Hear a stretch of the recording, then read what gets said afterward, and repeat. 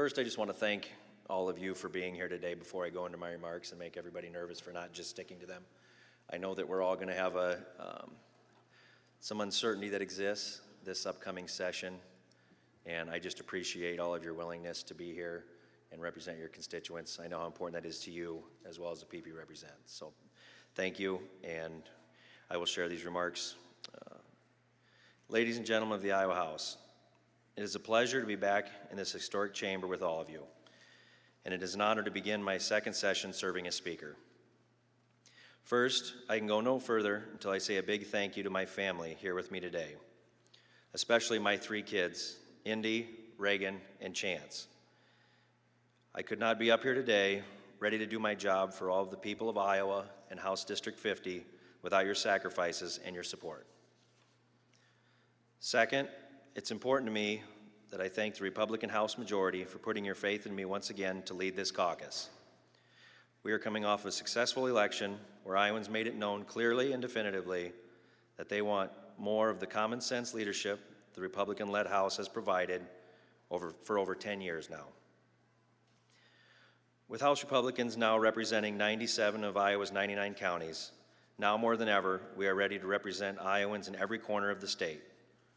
To our 14 new members, and I'll just pause and go off the script again so they'll get nervous one more time, but I want you to look around today while you're here, because there's not going to be another swearing in that any of you go through, Republican or Democrat, that's going to be as special as this one, and hopefully you stop and take it all in, because it really is that important having especially your family and friends with you today, and then those constituents that you represent at home watching. So take it all in. I'm not sure I did enough of that mine, so I hope that you do. So to those 14 new members, welcome. I look forward to hearing the fresh ideas and new perspectives you will bring to the table. To Majority Leader Winchittle, I am honored to serve with you for another session. I look forward to all we will accomplish together for the people of Iowa. Minority Leader Pritchard and all my Democrat colleagues, before all the inevitable disagreements that are sure to come this session, let's start by remembering that all that we have in common. Like for starters, our agreement that Iowa is the greatest state and the greatest nation in the world. While it's the disagreements that grab the headlines and the controversies that will captivate social media, we know that much of the work that we do in this building is bipartisan, that we can work together for the people of Iowa. This session, let's show Iowans and the rest of the country that we can express our disagreements passionately, unequivocally, without resorting to violence, aggression, or contempt.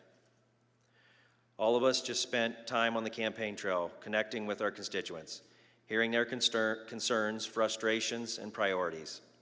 Now it's time to act. In everything that we do this session, we must remember that we work for Iowans, not the other way around. Last session was unprecedented. Nobody had a perfect playbook for all of the challenges and uncertainty that we face.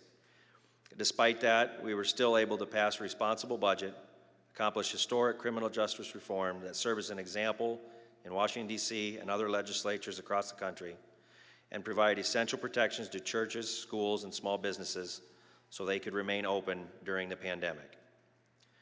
And lastly, the actions this legislature has taken and continues to take ensured that our state was able to hold safe and secure elections and still have record turnout. We are entering this session more prepared. Iowans expect us to be here to do the job we've promised to do, and ensuring transparency in the process was top of mind as we prepared to begin the 2021 session. We were able to build on what worked when we gavelled in last June while introducing new technologies and better utilizing the largest spaces to ensure that we can do the jobs Iowans elected us to do safely and responsibly.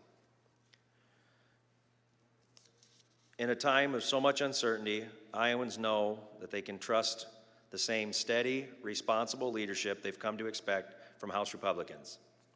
Because of that leadership, Iowa was ranked the most fiscally sound and most resilient state in the country in terms of budget ability to handle the pandemic.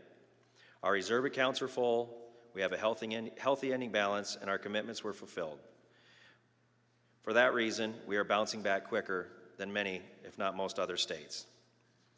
As we address the budget for fiscal year 21, we must continue to provide the same level of disciplined budgeting that set us up for success in the past. We will fund Iowans' priorities, meet our commitment to the taxpayer, and we will all do this all in a responsible way. It will be an even bigger task than even before, but it is our responsibility to use the same common sense approach everyday Iowans use when they maintain their own budgets at home. As I prepared for session, I can tell you almost every meeting I've had, regardless of what part of the state they are from or what political party they may affiliate with, the need to increase access to safe and affordable child care needs to be a priority of this legislature. Any sense of normalcy for our state during and after the pandemic depends on it. But on this issue, we can't just return to the status quo. Our state was facing a child care crisis before COVID-19 even began. Oftentimes, families are hesitant or outright reject a pay raise because it could result in the loss of their child care assistance. This is called the cliff effect, and it must be addressed because it is holding our workforce and our families back. It is incumbent upon the legislature to provide an off-ramp from government assistance when it comes to child care. One final thing I know many of our members heard as they talked with their constituents was the absolute necessity to get our children back in the classroom. Some schools have taken every effort to provide in-person learning, but in some areas of the state, parents and students who wanted to be back in school were met with, at best, a lack of responsiveness, and at worst, outright contempt. Students are being trapped in situations that aren't what's best for them. It's time for parents to take back the control of deciding what's best for their children. Let's be clear, getting our kids back in the classroom is critical to their mental health and well-being. This should be one of the legislature's top priorities to ensure that every family that wants 100% in learning has access to it. I am eager to get back to work with all of you. Time doesn't stand still during COVID. Just like the people we serve, we all have a job to do. So I say to both Republican and Democrat members, let's get to work. Thank you.